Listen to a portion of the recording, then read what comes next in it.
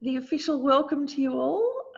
We've still got one more person to come, but I can just get started on the little introduction. So we're on the 4th class of Easy Habits for Happiness. Habits that we can, positive habits to cultivate that will naturally result in us being happier, kinder, calmer human beings, having much more energy, being able to really contribute to the world now, to be able to refrain from creating more havoc and harm than there already is, and with a really long-term goal of flourishing as a human being and as a society. So this course is part of the balancing emotions area, and so it's based on Buddhist psychology, but you don't have to be a Buddhist or even religious for it to resonate, because it's, you know, human psychology, it's universal. It's not based on belief or dogma, but as the modern term for it now is, evidence-based. So let's have a look what we've covered so far, and then we can get into the class. So just a really quick review of how far we've already got. So we've had a look how cultivating happiness and peace is what we have to do. We can't just wait around for it or hope that it will somehow randomly happen to us. It's actually something that we can cultivate within us. And so this is the benefit of not waiting for it to happen to us or trying to get our peace and happiness or sense of well-being from outside of us, from circumstances. We can create those circumstances within us and carry that well-being wherever we go. We've also had a look at the cycle of negative habits, how they develop and how they can be dismantled. And the really nice analogy that we use is how our mind is naturally clear and luminous, but it's filled with clouds and toxic pollution of the afflictive emotions, disturbing states of mind. So just like the clouds and the pollution doesn't break the sky, it's not one with the sky, even though it's very entwined, it can be removed. And what we've seen with the coronavirus, you know, over China and all the pollution, it just took a few days, maybe a week or two, and the pollution dispersed. So that can give us a lot of hope for our inner pollution, that we can remove all of those toxic mind states by dismantling them so that they no longer arise anymore. So that's how we looked at positive habits and negative habits and the whole cycle, and how we can whittle away at it from all different angles. And we just have to get started. And the moment we do, we experience the benefits of that. And then it gives us the courage and the impetus to keep on going. And last week we looked at the 4 opponent powers, the method to purify mistakes and negativities. So it's the practice of winding back those negative habits, because it's not just the theory, we have to actually go through an experience. So just think for a moment if you can remember what those 4 opponent powers are. And that's the hint, they're the 4 R's, if you can remember them.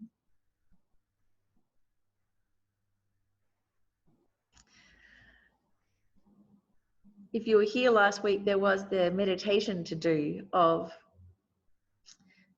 the purification, applying the 4 opponent powers. So the 4 R's, the 4 opponent powers, see if you can remember. The first one, regret. So not guilt, but genuine regret or remorse.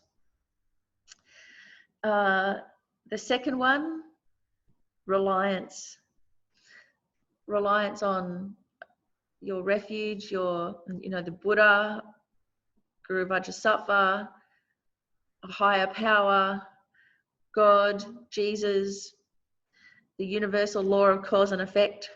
Whatever it is, whether we're Buddhist, Christian, agnostic, or even a materialist, we have a refuge or a reliance that is bigger than us, a universal principle. Remedy, that's the third one. And remember, it's not a punishment. And it has to have an equal strength to the negativity. And the last one, resolve or restraint, where we make a promise to not do that activity for a certain amount of time. So we'll go through those 4 opponent powers again today so that you get familiar with them. Also last week was the meditation to be able to do it. So if you're not familiar with the meditation, hopefully we'll have a chance today to do the meditation at the end of the class so that you get a really nice experience about how it all works. Did anyone have any questions or reflections or comments that came from the reflection sheets from last week? If you did, please put them in the chat. I'll be able to see it flashing up there. There were, where are they? There were also some things to fill in, I think, some questions. Were they from last week? Let's have a look. Maybe not. There were habits, the questions on the habits in the worksheets. Hopefully that means that you've been doing them. Because remember, that's my guarantee that if you do the worksheets, if you do the reflection sheets, guaranteed you'll experience the benefit. You will change. You'll be a changed person by the end of the week, by the end of the course for sure. So if there are no questions, you know, number one, you've got to be able to find where the chat is down the bottom there. But you can put a question there anytime during the class and it'll flash and I'll be able to get to it and read it. So don't be shy, put them down.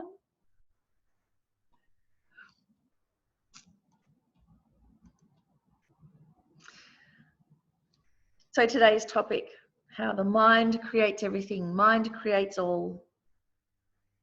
Here's the quote from the Buddha: "We are what we think.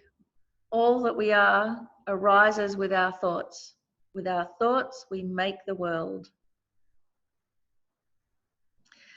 So this is saying how our mind is the source of everything. All of our experiences are shaped and flavoured by the mind. We think that our experiences come from outside of us, but how we even experience that, what we see, how we interpret things, how we instinctually respond, it all comes from our mind.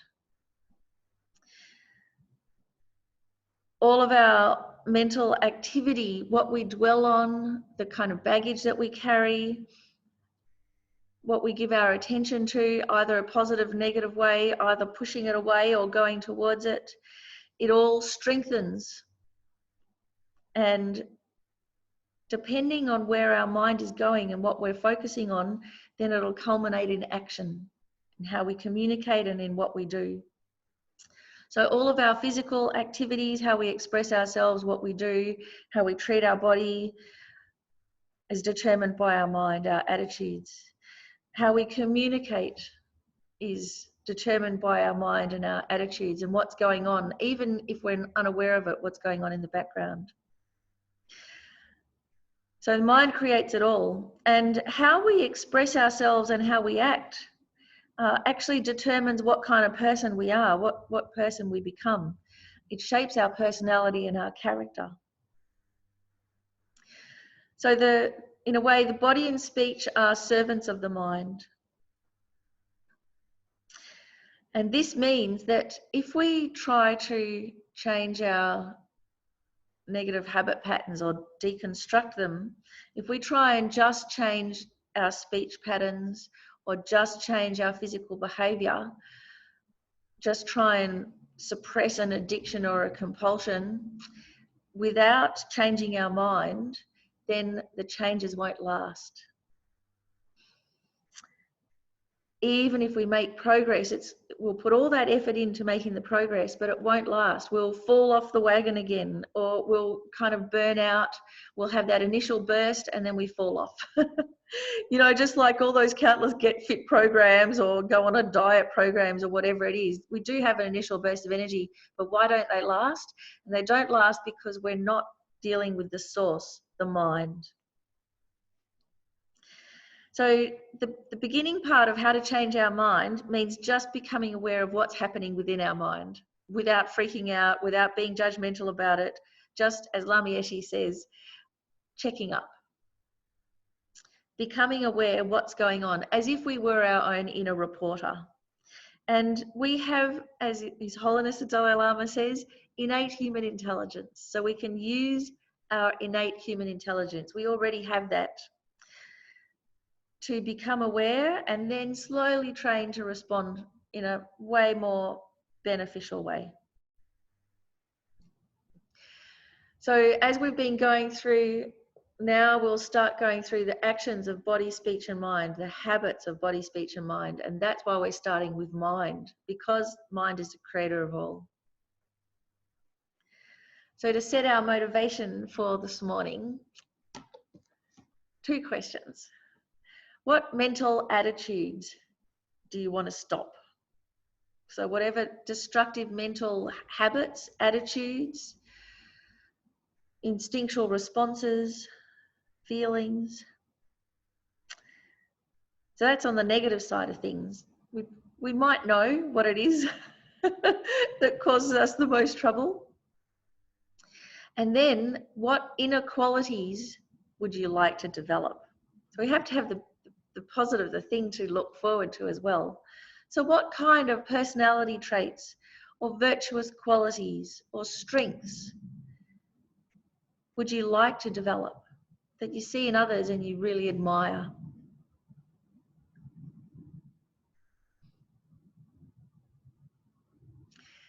So with those 2 questions in mind, let's just do a short reflection. Take a nice deep breath in through the nose, out through the mouth. Settle your body, especially let your shoulders and neck relax. If they're tight, squish your shoulders up to your earlobes and then let them drop. Do it again, squish them up to the earlobes and let them drop.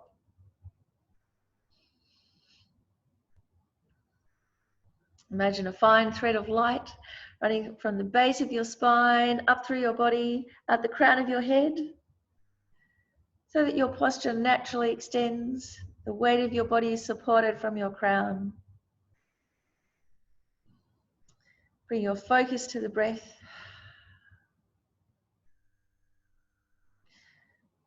Just let your attention be on the breath without following anything else, without getting distracted by anything else. Doesn't matter if a distraction arises, that's okay.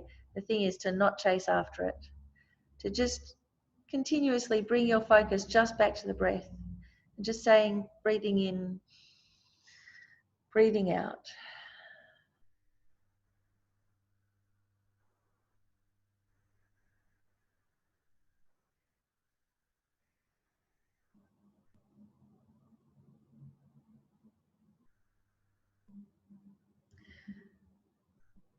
And as you are breathing, you might notice that there are particular types of distractions. It might be a feeling tone. It might be an inner chatter in the mind. Or it might just be distractions from coming in from the senses. So whatever it is, just notice and name. Notice what type of distraction is arising. Let it arise and let it fall away, all in the same movement, the same momentum. As a distraction arises, notice, name it, and let it go.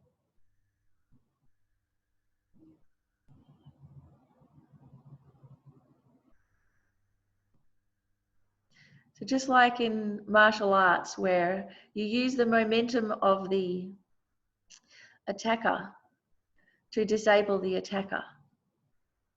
So we use the momentum of our distractions to notice,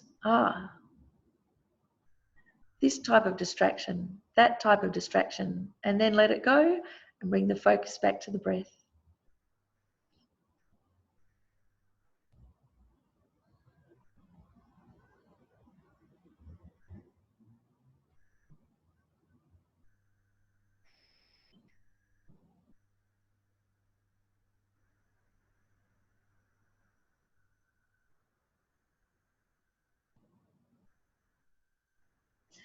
If it's a particular type of feeling, notice the feeling tone, breathe into it. If it has a texture, how you feel it in the body, and then let it go. You're not reducible to any one feeling. The feeling is not you.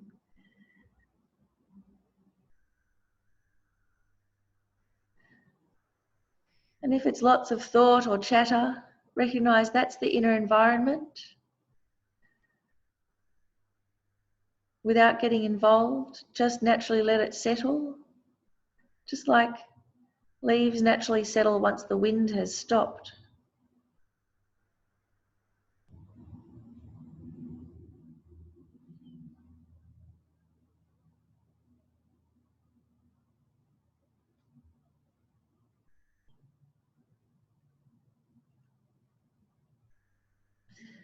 So as those inner clouds begin to part, we have some internal spaciousness.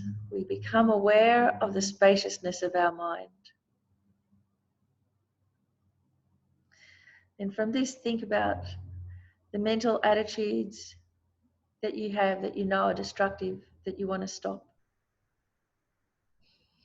Those habits that dominate you, the destructive attitudes and emotions.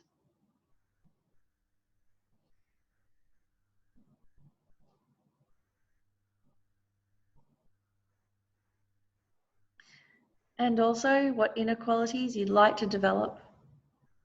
Try and think of one or two, name them.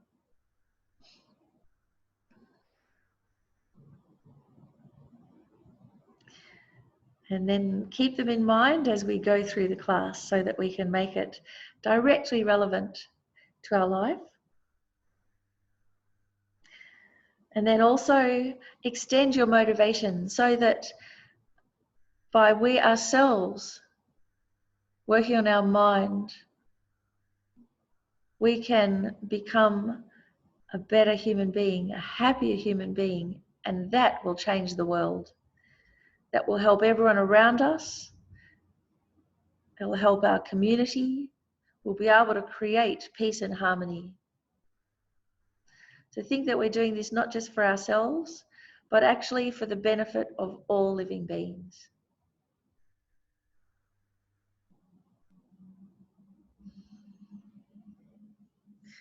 Then take a deep breath in through the nose, out through the mouth.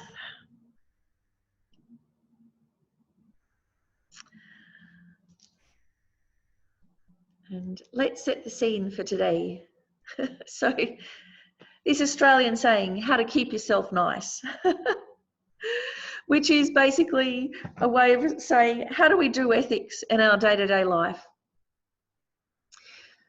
So ethics are a little bit different from morality in that morality can often be seen as something that's kind of imposed from outside, whereas ethics are universal values. And the practice of ethics within Buddhism isn't just an idea or a code of conduct that we believe in, but it actually comes from an insight about how the mind works and how we are interdependent with everybody, not just humans, but all living beings and with the planet. And because there is this connectedness, everything that we do affects not just ourselves, but affects others. And because of that, we have a responsibility for others. So recognizing this interdependence, actually seeing how things work in reality means that ethics arise naturally from that. They're not just an added extra, they're actually a response to reality. So a natural, universal ethical system of how to live harmoniously together. And then out of that comes all the practices, the religion, the ritual, the self-help techniques, all of that comes from this kind of universal basis. So based on recognizing our interdependence, and the Buddhist system starts with something really simple, the 3 doors, or the 3 ways that we interact with our body, speech, and mind.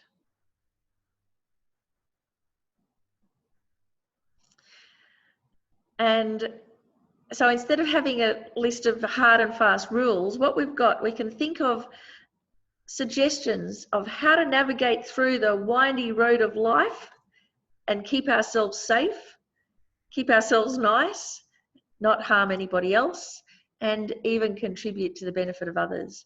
So think of them as like road signs. So the road signs aren't a matter of dogma, are they? They're about a matter of safety, and they're really good suggestions. And if we stick to the road signs, then we're going to be safe, even if the road is difficult. The thing about ethics is that it recognizes that it's for the benefit of everybody, not just those that we like, those that are close to us, but because everybody has feelings, then everybody matters. So the practice of ethics isn't just about, it's not like a double standard, it's really universal, and it's based on an equanimity, recognizing that we're all the same, because in that we all have feelings and we all want to be happy and not suffer.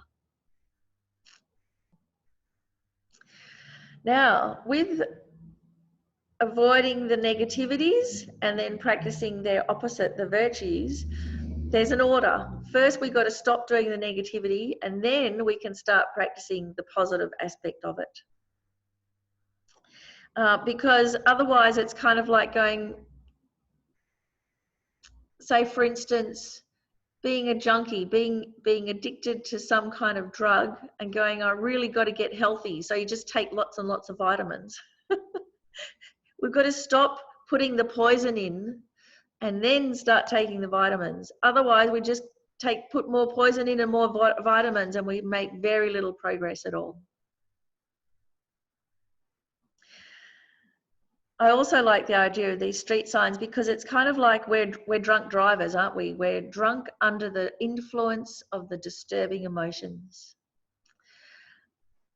As we're going through our life, we're dominated by our afflictive states of mind, our disturbing emotions, our hopes, our fears, our baggage, all of that.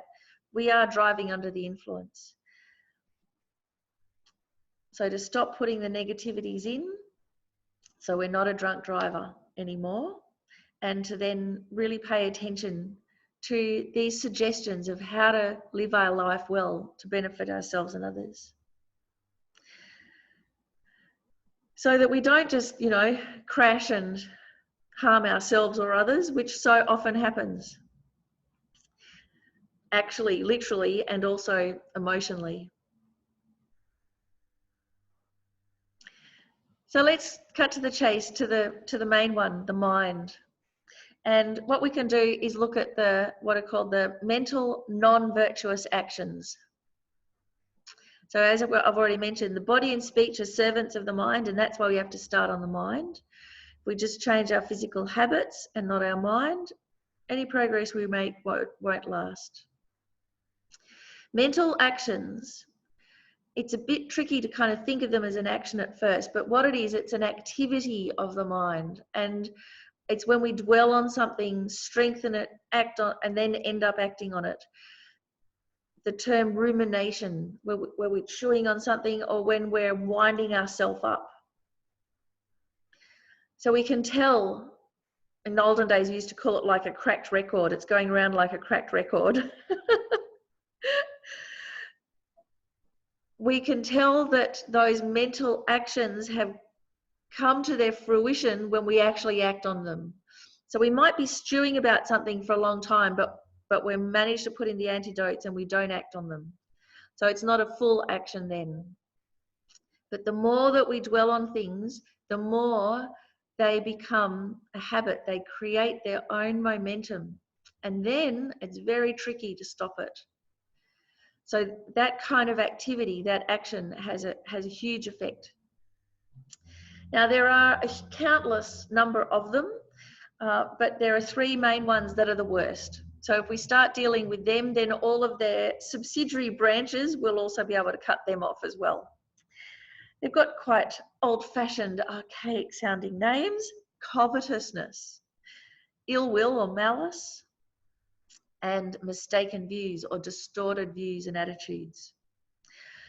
So covetousness, that craving and wanting and having that as an activity of our mind. Ill will or malice, revenge, resentment, there's a whole spectrum in there. And mistaken views, distorted views, they can be prejudices, they can be attitudes, but also fears, where it's mistaken. Mistaken meaning out of step with reality. Because it's out of step with reality, it harms us, it creates suffering. So they're the three main ones recognized by the Buddha to get started on. But what I thought I'd do, just to kind of break the ice a bit and bring it into our day-to-day life, let's have a look just generally, some destructive mental habits, and then just so we don't get too depressed, some positive ones. So the destructive ones, let's see if you recognize any of these, and if these are things that, you know, we ourselves do. Do we experience nervousness as a habit, or worry as a habit, anxiety, and it's less upsetting form, just restlessness? So in the coronavirus lockdown, we might have been experiencing restlessness by now, isn't it? And it's usually when our normal entertainments are taken away from us, then we become aware of the inner restlessness that is with us. And that inner restlessness, if it just keeps on growing, can turn into worry and then anxiety. Or we have a mental habit of depression. So there is a cycle that happens. It can happen quite quickly, where we're triggered by something, and then boom, down we go, depressed, no energy. We may have high expectations and perfectionism, and then self-defeatism. Also, part of this is avoiding the important aspects of your life, just having it nagging there in the background, but just hoping that if you ignore it, it'll go away by itself. And boy, doesn't that sap our energy. We may have mental habits of flying into a rage, and then that kind of cold rage that plots revenge, or the hot rage of just violent fantasies of how we want them to suffer. And it may solidify into all sorts of prejudices, biases, bigotry.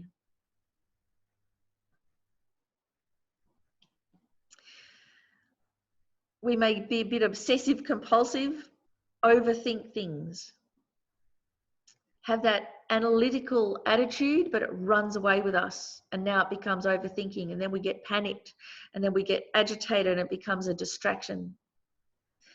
So there is the kernel of wisdom in there of having a very sharp, astute way of picking things up, but it's dominating us, and it's driven by a whole lot of fears and worries and distorted attitudes. Mental habits also just confused to what's right and wrong. What do I do here? Whoa, I don't know. What do I do? What do I do? And its close cousin, that kind of shifting morality that happens of, you know, it's all fun until it happens to me. And then, whoa, our morality now suddenly that's no good anymore. A little bit of double standards creep in. And then just general dissatisfaction, always being dissatisfied. You know, when we had to go to work all the time, when we had a job, when we were busy, it's like, oh God, I'm just so busy, I just want a break. And now we have a break, an enforced break, and it's like, oh, I just want to get out and do things and see my friends. So actually, wherever we are, we're dissatisfied. That's a habit. All right. So do you recognize any of these? Do you have any of these? Is there anyone that particularly stands out?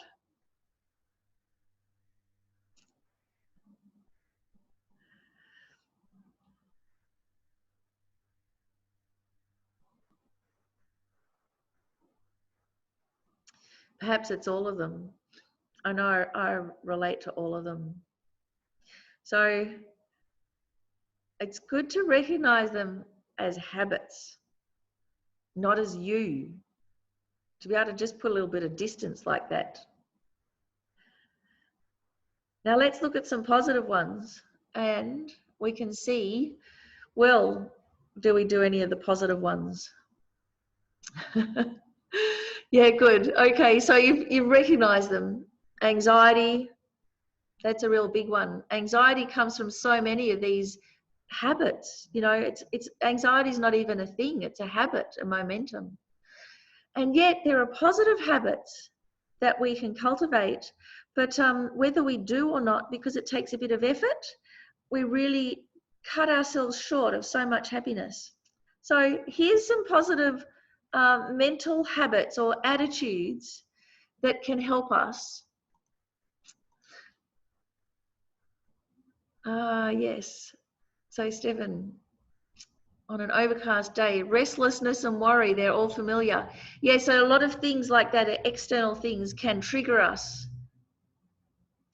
And why do they trigger the negative things? Instead of an overcast day now feeling all cozy and comfortable, an overcast day we get depressed. Or if there's lots of agitation or noise or wind around us, then we get agitated inside.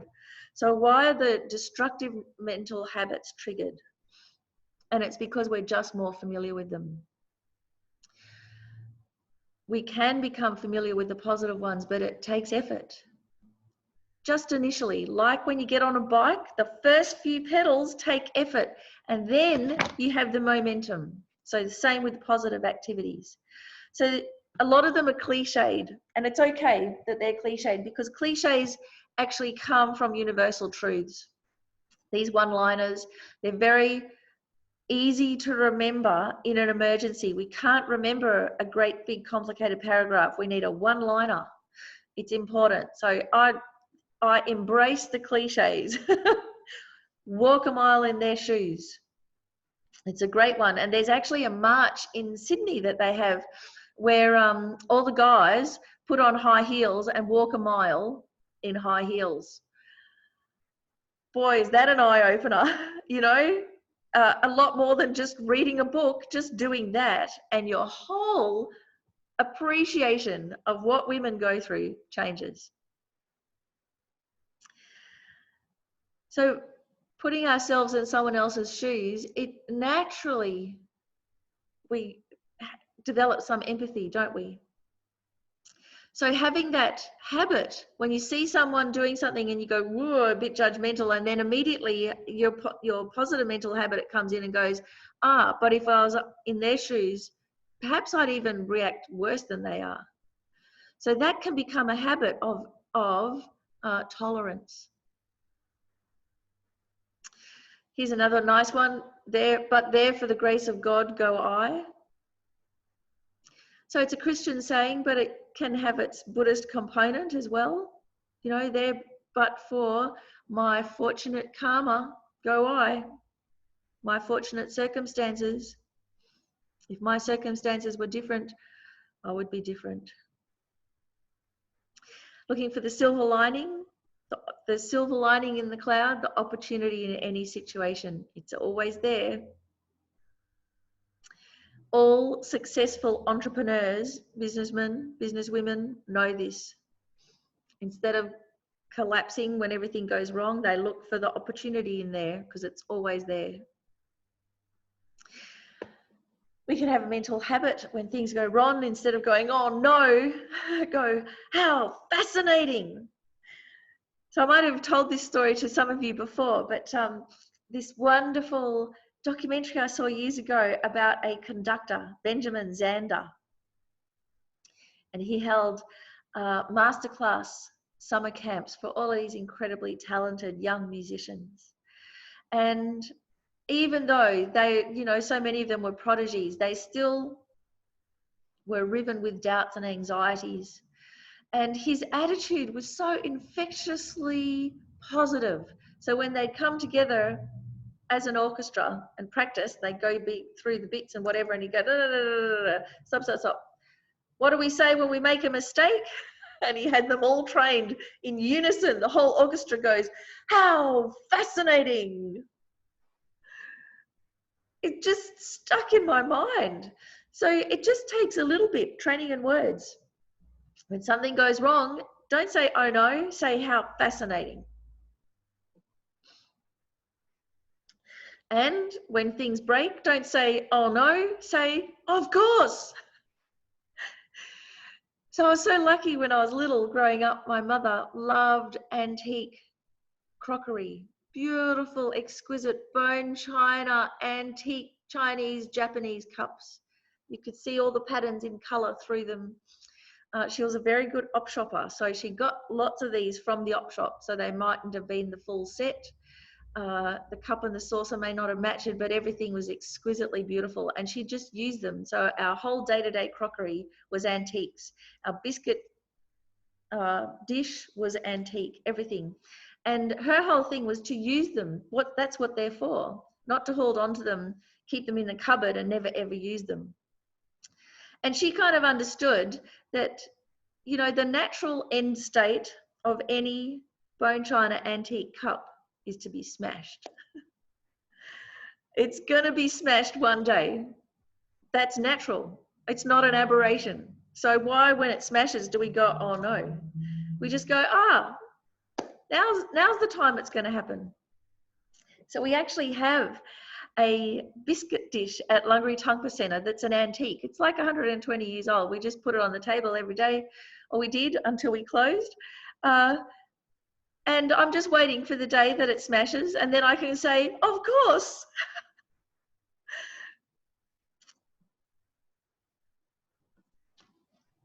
Here's another one. In the argument, give them the victory, rather than, you know, winning the argument at the expense of the relationship. So that's in Geshe Lungaree Tangpa's 8 verses, but it's also in a great ABC show called The Agony of Relationships. So there's all the agony of life and the agony of teenagerhood and the agony of school and the agony of Christmas, and this one, the agony of relationships. So I can't remember which great Australian comedian was kind of fessing up and just saying, what I've learned is it's better to keep your relationship and just give them the victory. Don't get all head up on trying to win the argument, because you'll lose your relationship. It's a great TV show. You should check it out. Pay It Forward. Now that's a movie as well, isn't it? And it's a fantastic attitude. When something good happens to you, determined to pay it forward, to keep that momentum going. So wonderful. And it actually means that our whole heart and experience opens and gets more vibrant. We don't lose anything by paying it forward. Celebrating milestones. This too is so important, because many times the only things that we remember in our life are the traumas. So to remember the good things, we have to mark them in some way. I think maybe in the olden days, people used to have a 21st birthday or a sweet 16 or a debutante ball, or you leave school and you get a car or something.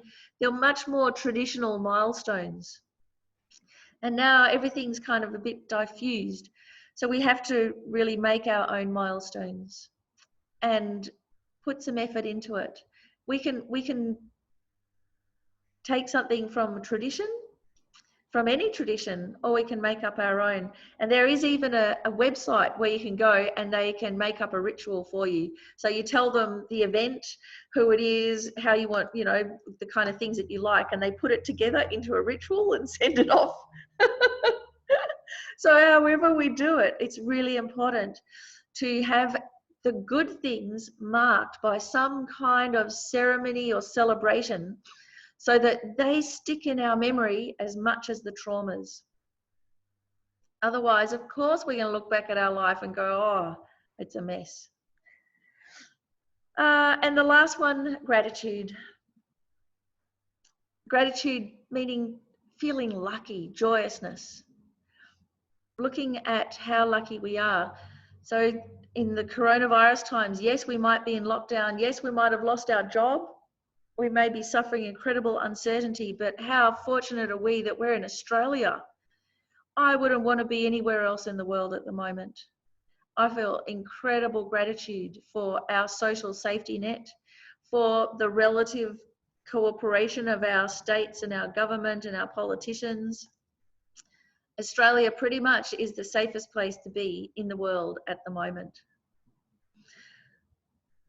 So that puts the whole rest of my life into perspective. Yeah, there's been some difficulties, but in the big picture, oh, wow, I'm so lucky.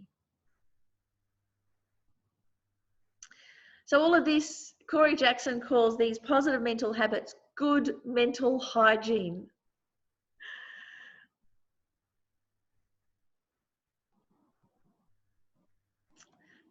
So any questions or comments about this before we go on to the three main ones, the negative ones and what to avoid? This is kind of like the general overview.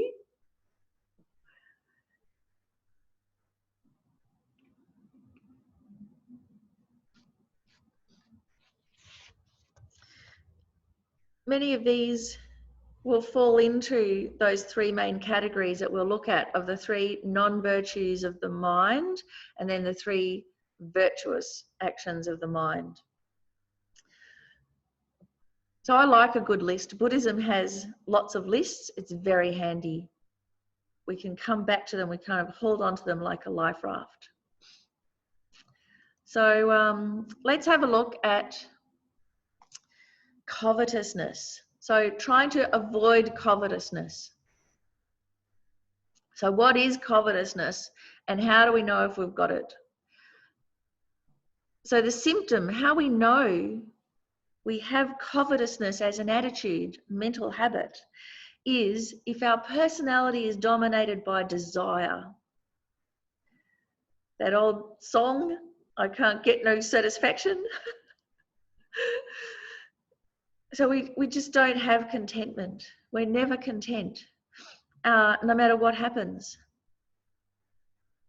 We can't find satisfaction. And even if we get good stuff, it just seems that whatever we have breaks, wears out, degenerates. It just turns out no good very, very quickly. And we also know we have covetousness often when we end up acting on it and then get caught. So we have an affair, we commit fraud, we overspend on lay-bys or whatever and financially extend ourselves.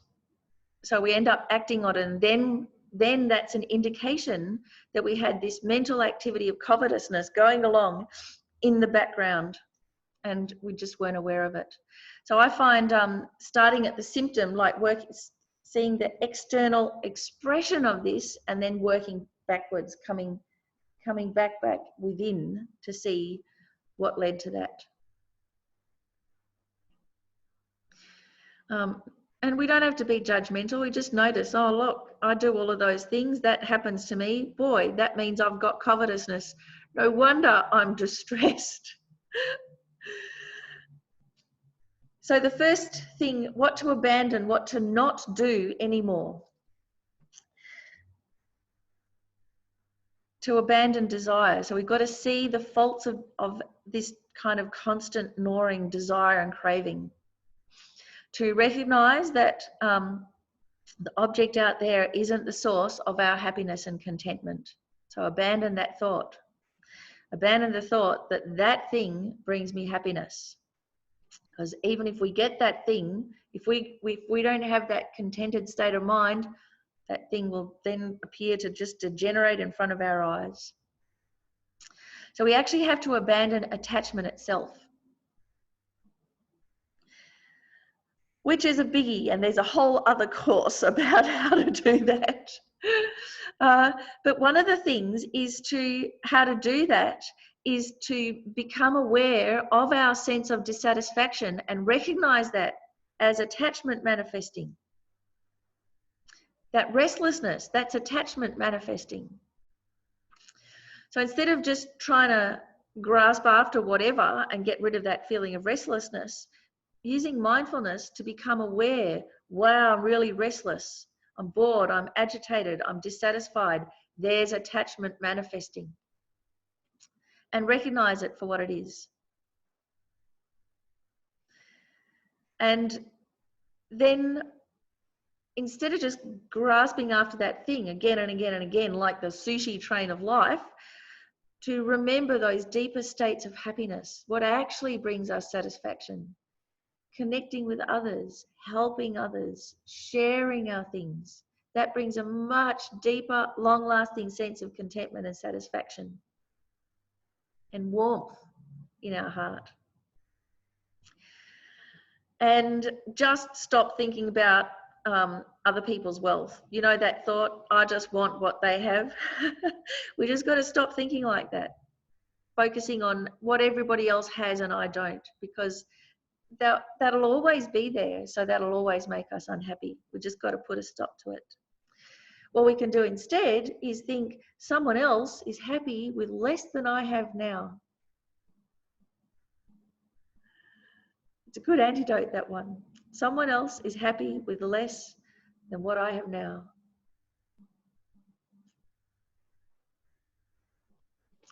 So what to practice instead? They're the things to abandon. Now what to practice? Actually rejoicing at the fortune of others. So when other people have what we want, feeling happy for them. Well, at least someone has it. So one time when I was in a stopover in Singapore, and I had a few hours to kill, so I found myself wandering around this mall, and it was a mall just outside of a casino. So all of the display windows weren't just your ordinary $2 shops and things.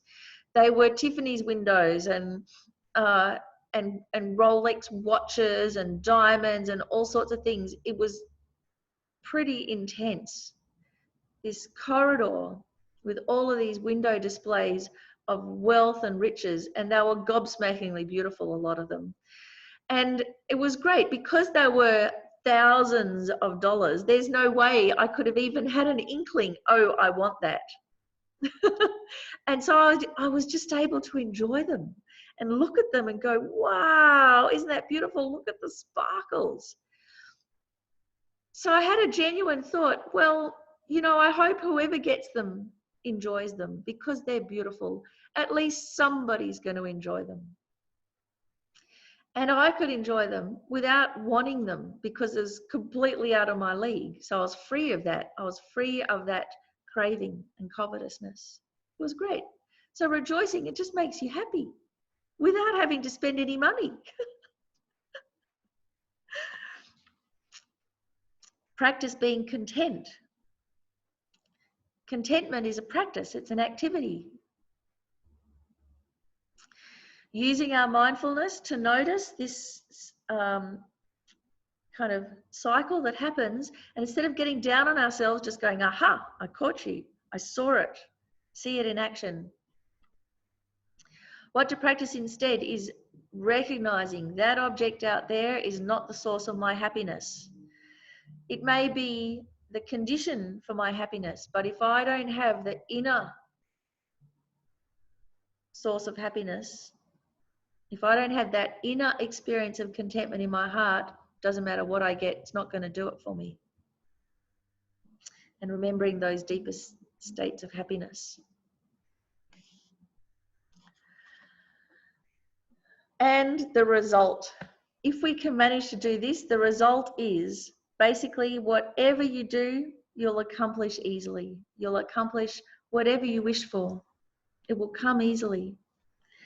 How amazing is that? So many times we push, we get tighter and tighter and things just go wrong all the time. But if we can change this mental attitude, our whole experience will become whatever we do, we'll easily accomplish.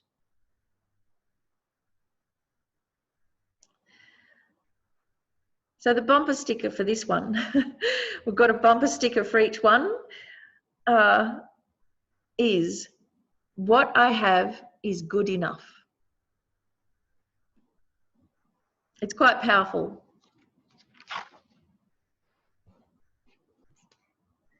So if you put it on a piece of paper and stick it on the fridge or above your bathroom mirror for the coming week, what I have is good enough. It's great. It just takes the pressure off, because it mightn't be perfect what we have. And of course, external things will never be perfect, but it's good enough. It's very skillful, because we're not going head on at it going, no, you cannot have blah, blah, blah, which just makes it tighter and more intense. We just take the pressure off by going, yeah, it's good enough.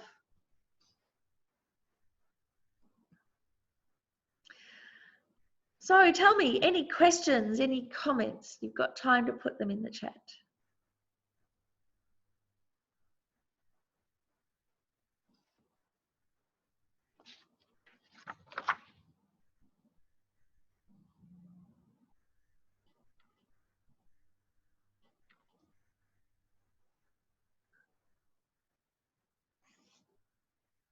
Nothing? Oh, yes, one. Okay, so I had no idea just how much I do this, grasping for things, not necessarily material, but others' happiness or connections. That's right. Oh, I'm so glad, Christine, that you've spotted it. It's amazing, isn't it? Just recognizing it happening is liberating, because now it doesn't have that grip on us so much. It is fantastic. And I mean, I have to remind myself all the time. Each time it happens, I forget, I get sucked in, and then I have to remind myself. And it is liberating to be able to see that. It also takes the pressure off others, because if we recognize that, you know, half the story is our restlessness and neediness, and the other half of the story is, you know, we do need human connection, but we stop putting so much pressure onto the others, or so many expectations, that then when we do have some connection, say over Zoom, you know, it's not the best, but we can still really enjoy it. So it's good enough. Whereas if we get this tight, then it'll never be good enough. Name it and tame it. Oh yes, Stephen, that's your theme, isn't it? Name and tame, another bumper sticker. Absolutely. And actually, I think that one is really relevant for the next slide that we've got it. So I'm just going to write it down.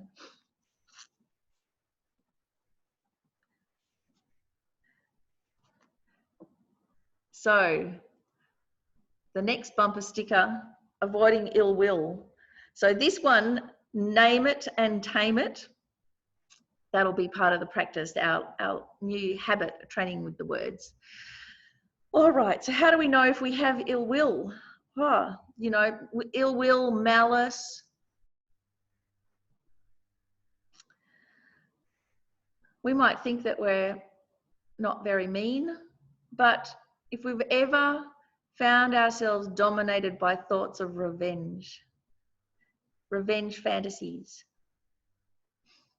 it may not be something really dramatic like killing somebody, but it might be revenge fantasies in that if you've had an argument with somebody And then in your mind, you replay everything you wish you had have said. That's kind of a revenge fantasy. It's motivated by ill will. It's not motivated by wishing to enhance communication.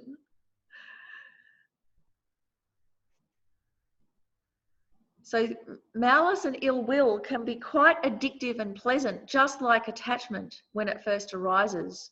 We like feeling it, but it has a very toxic effect. One of the effects, how we know we have malice or ill will, we may not be aware of it, but if we often find ourselves without help, if we find ourselves alienated, alone, and no one's helping us, that's because in our mind, we've got ill will and malice. I mean, this is really sad. We find ourselves surrounded by conflict and fear and aggression. We live in a world of chaos, of fear of being attacked.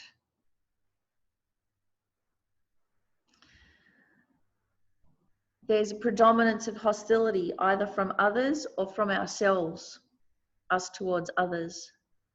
Or we might even just like hurting others. You know, sometimes we get into a state if we have an argument and we just really we just say that thing and it hits the mark and we got them and they're hurt and it feels good.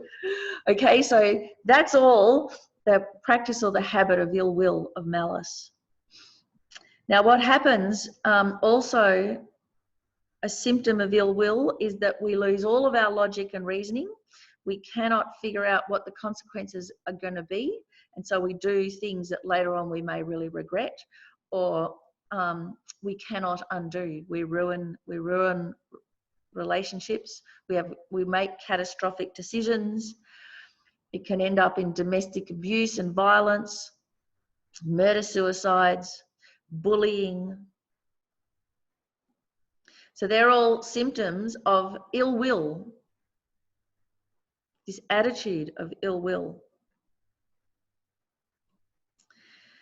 Now, this one of finding ourselves without help or living with conflict and fear around us, often we think it's everybody else's fault, but actually it is the world mirroring back to us.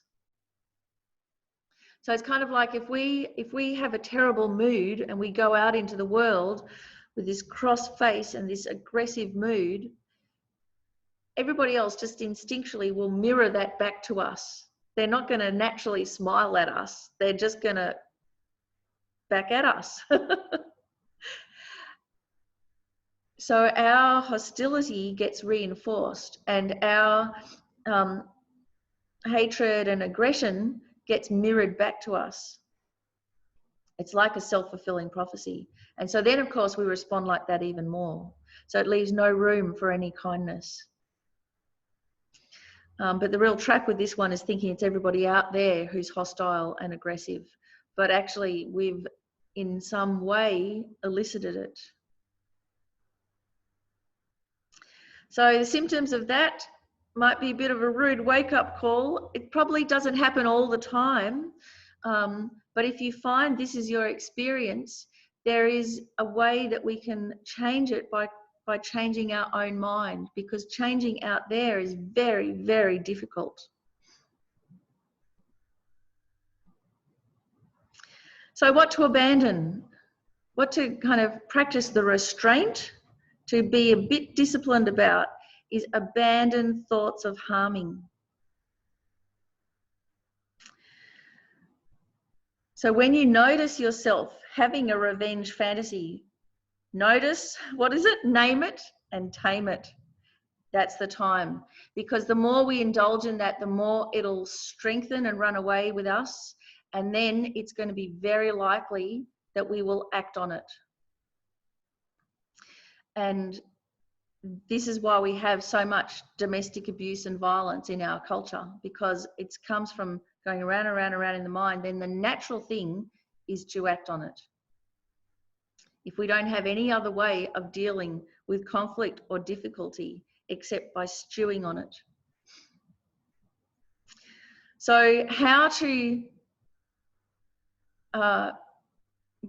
give ourselves an incentive to stop thoughts of harming when it's so addictive is to recognize how those thoughts harm me, they harm us. When we have those destructive thoughts, those thoughts of hatred and malice, it harms us, number one.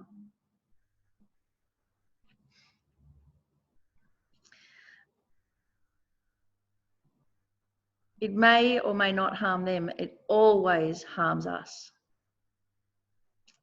Physically, our immune system goes to pieces, we get high blood pressure, you know, the heart disease. It's so much more likely that all of the other disturbing emotions arise. We can't enjoy our food, we can't enjoy movies, we can't enjoy relationships. The harm it does us is incredible. So the thing here is to recognize that there is a bit of an addictive allure to malice and ill will, just like there is with attachment and covetousness. So to become aware of that. So what to practice instead? The opposite. Practicing the opposite. Cultivating love and compassion for others. And how you can do that naturally is just by finding, instead of everything that you disagree with, that you hate about them, you find the things you have in common. And at first we might go, nope, I do not have anything in common with them, but we always do. So if you've ever been overseas in a country where they don't speak English, for instance, it takes a lot of energy, doesn't it? And then if you come across an English speaker, wow, it's like, hello. Now, if you had met them in Brisbane, you may have had zero in common with them. You might not have wanted to speak to them at all. But the fact that you're meeting overseas and they're the one other person that speaks English, immediately there's just warmth, open-heartedness. You become best buddies, you know, for that time that you're overseas. So what we have in common, it's a changeable thing. It really changes in the context, doesn't it? If we're all on a bus and everybody in the bus doesn't particularly like each other, say we're on a tour, the tour goes out in the outback and then the bus blows a tire and now we're stuck in the outback together. Now suddenly we care about each other. Regardless of whether we personally get on or not, doesn't matter. Here we are all stuck in a life and death situation. We rely on each other, we feel for each other. So what we have in common changes with the circumstances. And so we can do this in our mind. We can recognize, I can either look at everybody here in the supermarket and go, I hate them all, or I can look at all of them and go, we're all in this together. So the effect of either of those on our heart, it's profound, isn't it? Another thing to practice, recognizing their fear, their vulnerability. And of course, we can't really do that unless we can recognize our own. And yes, the person may be destructive. They may be acting very badly. They may be doing things even that, you know, they should be locked up for. But it's never a reason to hate them. You hate the behavior, not the person. And that's another one that we've got to keep remembering again and again. It's the behavior, not the person. And if we can't feel a sense of care towards that person, if we can't get through that negative behavior, you can at least think at one time they were a vulnerable 2-year-old, unhappy, scared, brutalized, and relate to that. That'll melt our ill will away. So if we manage to do all of that, if that's what we manage to practice, what happens? The result, we have fearlessness. We have natural confidence. Not just the happy-go-lucky confidence, but we can actually read people well. We can tell if they're a dangerous person to be around or not, because we're not pushed around by our prejudices or our fears. And we can still have care and concern for them while keeping a safe distance. And we'll have natural confidence with, you know, people that instead of just being shy, we'll be open-hearted. We'll like being with people. We won't be intimidated. So it's a kind of confidence that comes from being based on reality. It's an unshakable confidence. And isn't that something that we all want? We want to feel fearless and confident. And this is how to go about it, to minimize our ill will and malice and cultivate love. Who'd have thought? So the bumper sticker, just like me, they too want to be happy.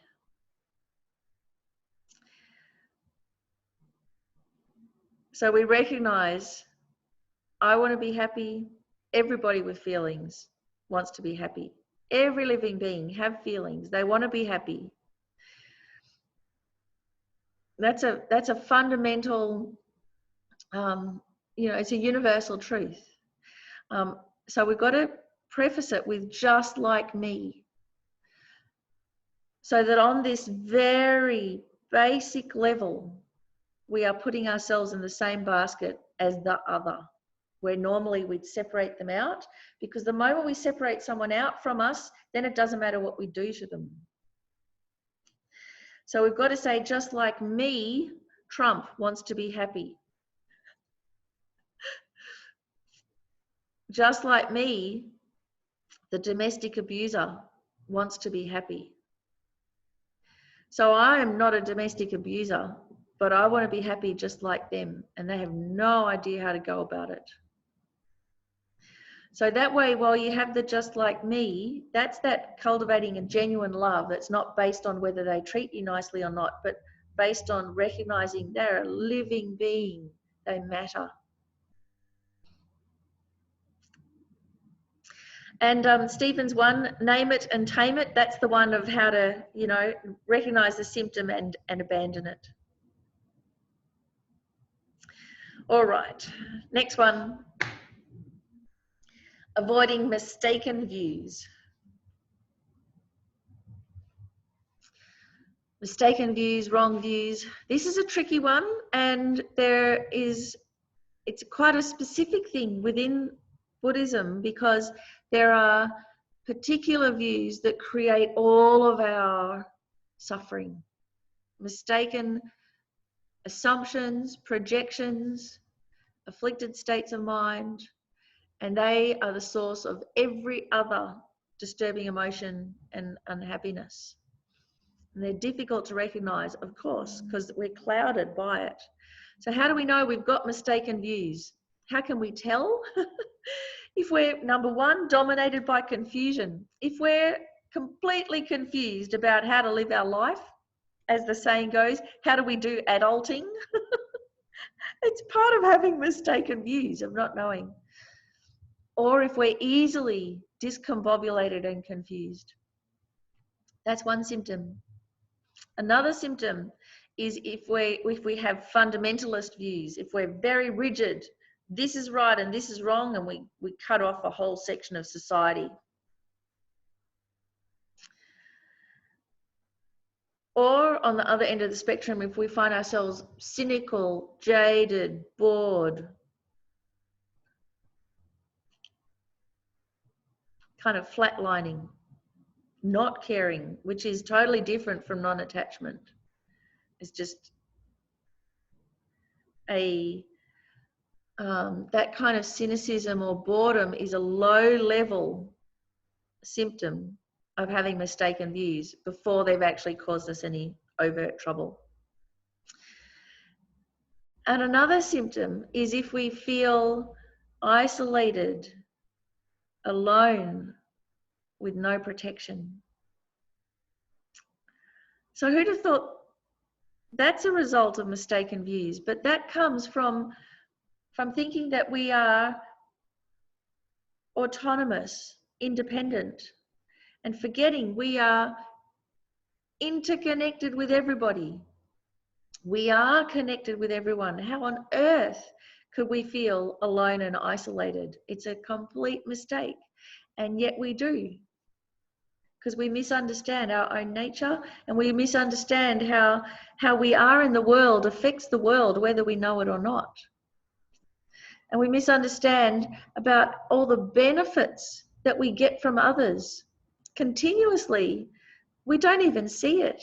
The fact that we have a society and roads and houses and sewerage and water on tap is from the kindness and efforts of others. And we continuously benefit from that. How can we feel alone?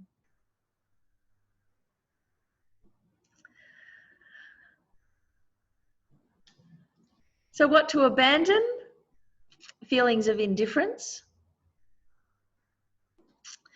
Feeling indifferent to others, it's a bit tricky to spot it, because generally if someone isn't in our face annoying us or isn't alluring and we want them, we don't even notice they're there.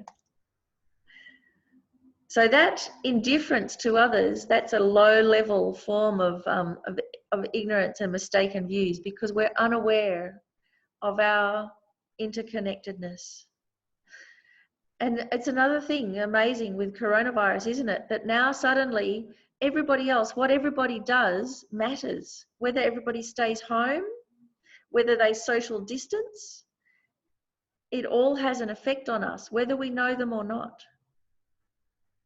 So that can kind of raise this feeling. So instead of feeling indifferent towards others, now everybody matters. Yeah, it might matter with self-interest, but they matter just like we matter to them. What we do affects others. And to abandon prejudice and partiality or bias.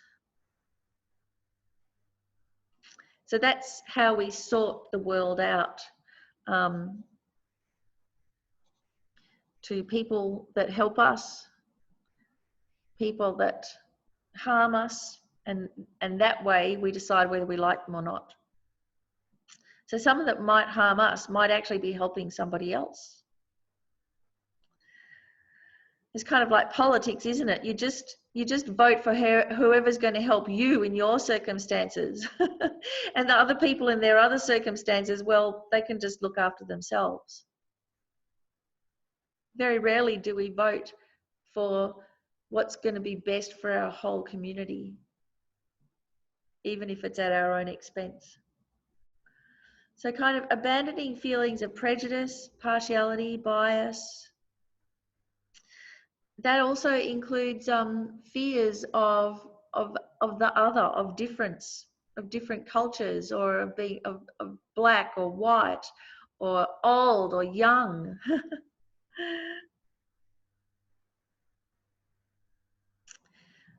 So what to practice? Well, this is a big one. So I think we've got to just whittle away at the edges. And one of the ways that's really easy to do is just inquire after others. Inquire how they are. How are you going? What have you been doing? What have you been reading any books in the lockdown? What's your favorite binge TV show at the moment? Who do you miss the most? Just all of those things to inquire how people are, and the answers are always surprising. Become curious, question things, not kind of aggressively, but just encouraging your sense of curiosity.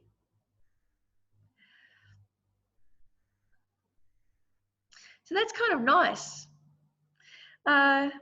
Then just a real basic one, respecting civic rules, values. So our society, you know, we have various laws and things to protect people. So we have the no drink driving rule. That's a good one. It's a good one to respect, to not think that I'll be the one to be able to get away with it.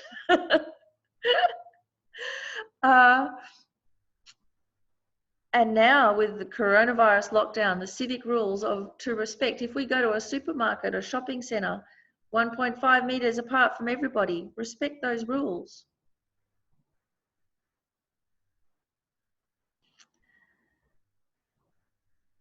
Then embracing other cultures, just getting to know or to lessen our fear about the other. One great way is to just start cooking food from other cultures. So we've got a huge plethora of cooking shows on telly about this. SBS has heaps of them. And it's great.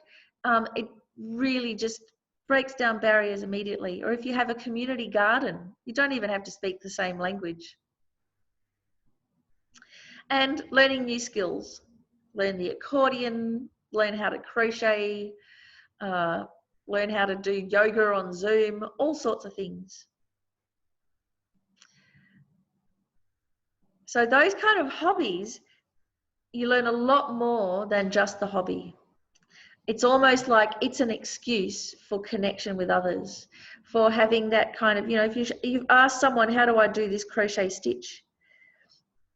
It's almost like a pretext for connection, because whilst you're learning this new crochet stitch, someone is helping you.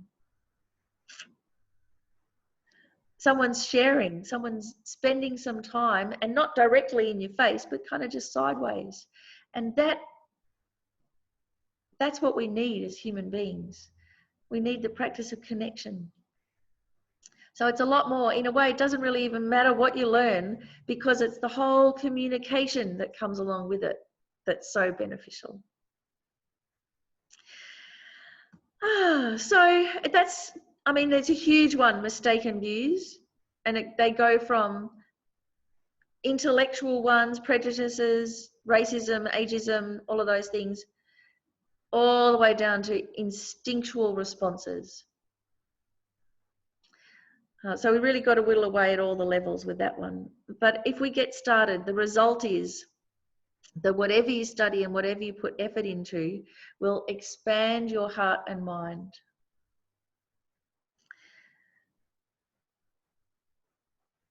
So you'll have a wider understanding and appreciation of the world. You'll feel more connected to others, not less.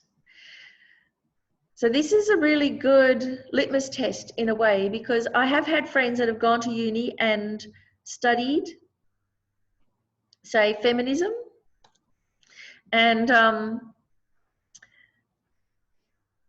learned a lot about the subjugation of women throughout the ages, and come out of that university course bitter, cynical, very smart, very educated, able to quote all sorts of things, able to spot it everywhere, and kind of hating men and hating women, what to do. So just study in itself is not enough. We have to make sure that what we learn, all the self-help books that we read, especially if you're intelligent, that it doesn't just boost your intelligence, but it also opens your heart, makes you a better person, makes you a happier, more open-hearted person. And so to make sure that happens is by this avoiding mistaken views and really working on that. You know, this kind of natural humility can come in there when we recognize that we're all the same in these fundamental ways. So the bumper sticker, how things appear is not how they are. So the appearances and how things really are quite different. So when someone appears aggressive and angry, that's how they appear, but it's not actually who they are. Because just think about yourself when you're aggressive and angry, how you feel is upset. But that's not how you appear. When you think of, say, a brutalized guard dog, rah, rah, rah, rah, rah, they appear terrifying. But to the guard dog, they are terrified. So how things appear is not how they are. So just remembering that means that we don't rush to judgment. We don't have that impatience that kind of comes out as intolerance. We have that natural curiosity to find out what's the backstory here.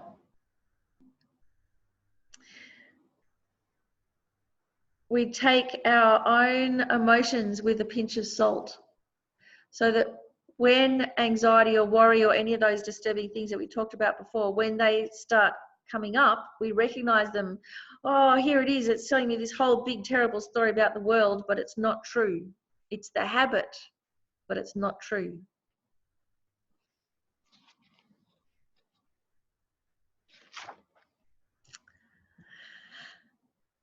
Okay.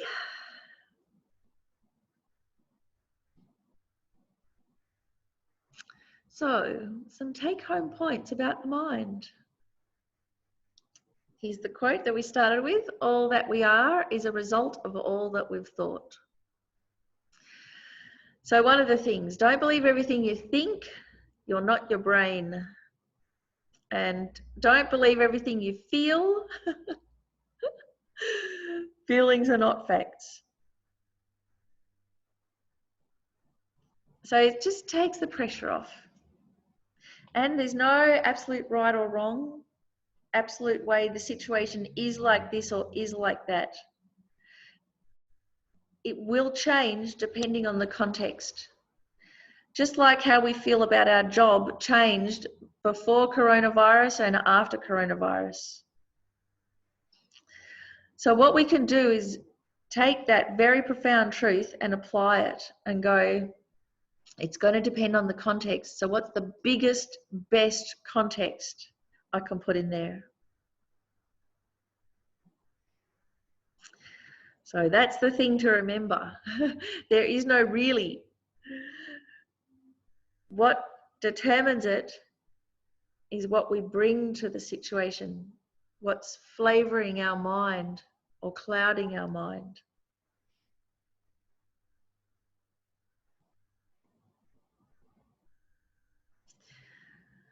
So are there any questions before we do our meditation? Anything at all? We're going to do a meditation using the 4 opponent powers, and in particular to purify those negative habits and mind states, the ones from the mind, especially covetousness, ill will, and distorted views. No questions?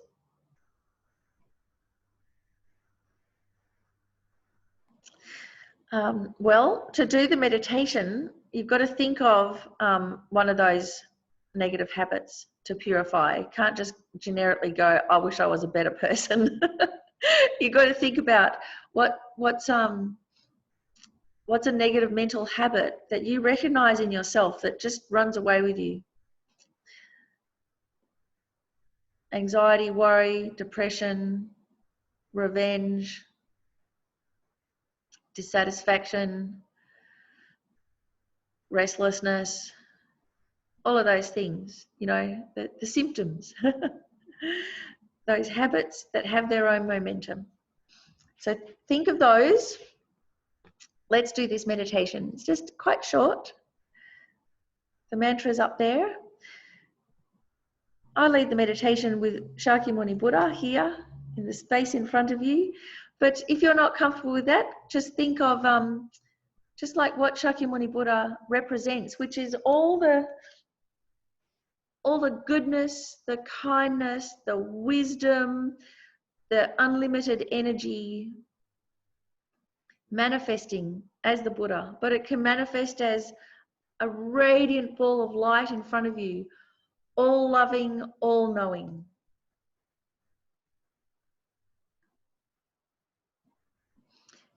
It's nice to be able to personify this.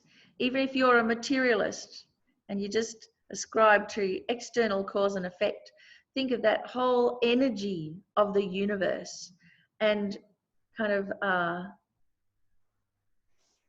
concentrated there in the front of you as a ball of light, a ball of energy. Or if you're comfortable with Shakyamuni Buddha, radiant, golden, smiling at you, really happy you're here, seeing you exactly as you are, accepting you totally, recognizing all of your potentials that you don't even recognize.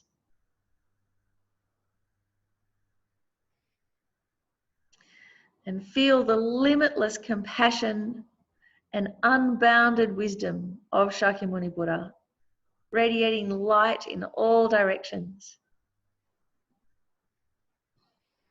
So allow your heart to open and relax and to ask the Buddha, please help me, please guide me.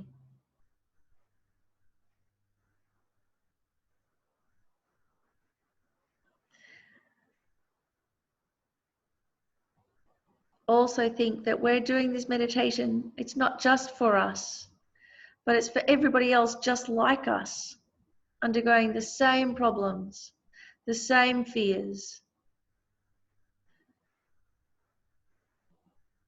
We're doing it for our people. That if we do this practice and we can purify our mind, we'll be able to directly help them and indirectly help the whole world.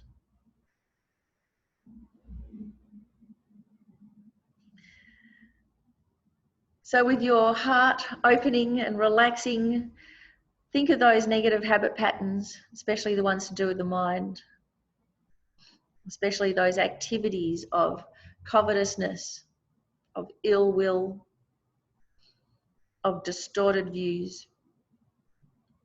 And let a feeling of regret arise in your mind. Recognize the harm it does you, the harm it does others. Don't push it away or minimize it. Really feel it for what it is, how toxic.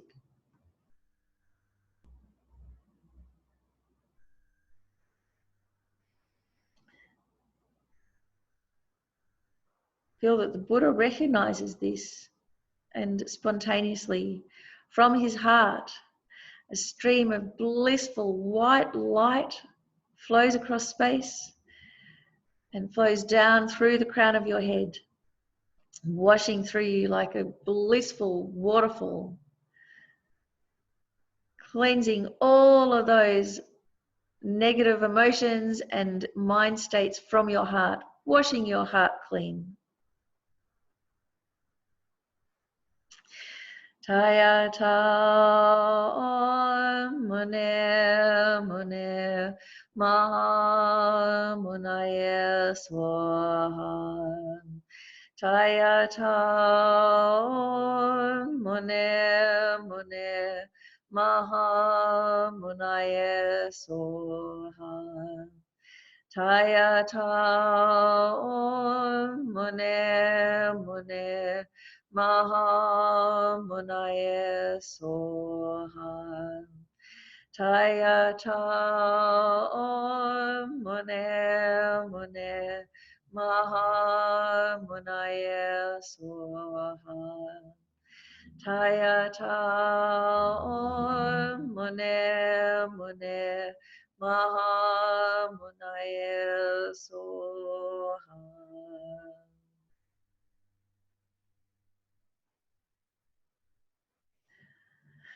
Feel your body crystal clear, clean, sparkling and radiant. And your mind light, completely free of negativity. What a relief.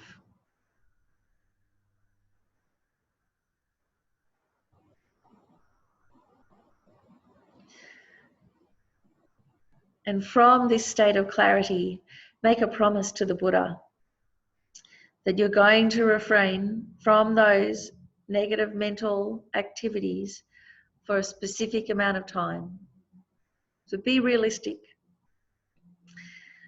For the easy ones, maybe a month or a year. For the more difficult ones, maybe a week or a day, or even just half an hour, or even 10 minutes.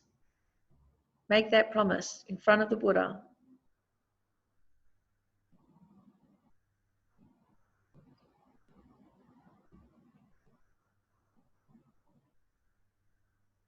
And also make a determination what you're going to do to counterbalance the negativity. A positive action that's going to benefit yourself and others, and something that you also enjoy. Something you can do in this coming week. It can be just really general, like committing to reading an hour of a Dharma book every day, or an hour of Dalai Lama YouTube teachings every day for 1 week, or volunteering somewhere, or writing a journal. Something you can do this week that has an equal balance. Any of those wonderful cliches, the pay it forward, the gratitude journal. So think that you're making the promise to Shakyamuni Buddha in person. And he's very pleased with your commitment. And this time, golden light streams from Shakyamuni Buddha's heart, across space, through the crown of your head, filling up your clean, clear body and blessing you with all of his strength and inspiration, all of the enlightened qualities, everything that you need to be able to fulfill your promise, to be able to bring forth all of your good characteristics, unlimited energy and kindness and wisdom and memory and knowledge. This golden light filling you up from the tips of your toes all the way to the crown of your head. Taya ta om mune mune maha munaya soha.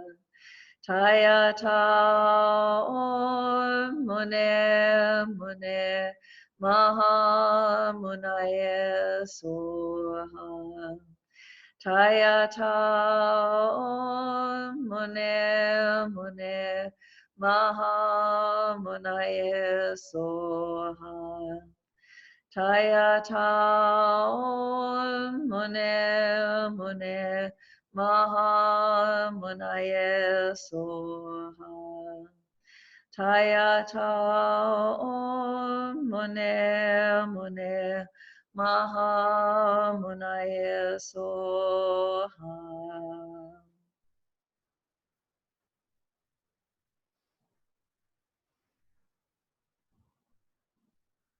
So notice how different you feel, nearly cleaned and purified, energized.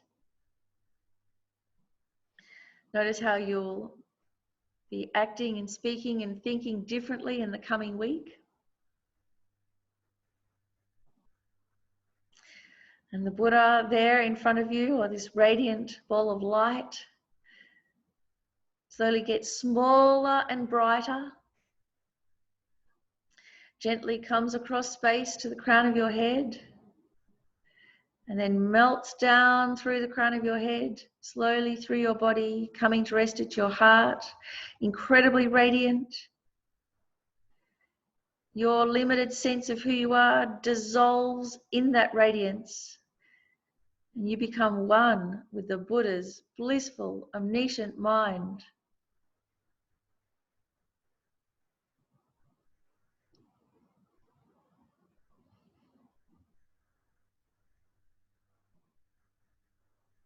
Recognizing that radiance as your nature.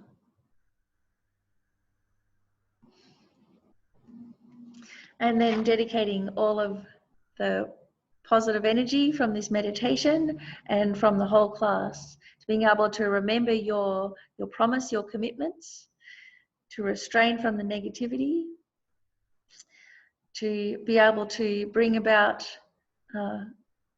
peace and safety around you, and ultimately to be able to benefit all living beings in the best way.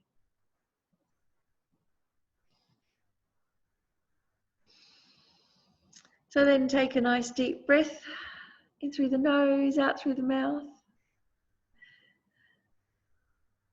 So just as a little summary, what we've looked at today, if we want to change our behaviour and our negative habit patterns, we've got to start with the mind. And if we want to experience happiness, we've got to start with the mind. The biggest things to avoid, like these road signs, avoiding covetousness, ill will, and distorted views. And then, you know, all the rest are kind of associated with those. And to notice emotional sensations and mental attitudes, to notice them, notice and name, and recognize they're not you. You're not your brain, you're not your feelings. They're valid, but they're not necessarily true. And the homework, so there's in the worksheets there, the purification sheet on the mind, what to avoid and what to do instead, for how long, just like we did in the meditation, but you can fill it in. And do the purifying meditation each night so that you get a really nice experience. And next week, we're going to look at speech patterns. So how we communicate with others, the main things to avoid, and how to make our speech pleasant and beneficial, but also the internal speech patterns, our internal dialogue, that constant kind of critique that we have going on inside our mind, the tone of voice that we have. So that subtle internal dialogue, how to make that a positive one, rather one that, totally white ants and destroys us. So that's the main thing for next week, is the speech. So thank you so much, everybody. I'm going to stop the screen share, and really lovely that you've joined us this morning. And I hope you have a really wonderful rest of the week.